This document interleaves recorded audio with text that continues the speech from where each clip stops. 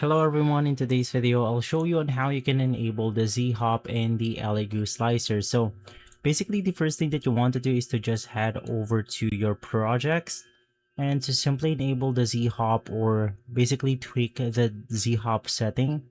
You want to navigate through the filament category, and from here you want to select the edit preset option.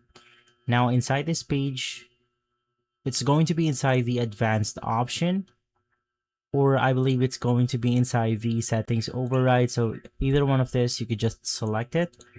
And basically below this, we have the Z hop height and the Z hop type. So if you want to go ahead and apply Z hop, you want to make sure that this is selected. And then let's do something like normal, and same thing with the height if you want to tweak this specific setting. And basically from there, you are good to go. And so guys, if this video has been helpful, leave a like, subscribe, and follow us for more videos like this. Thanks for watching.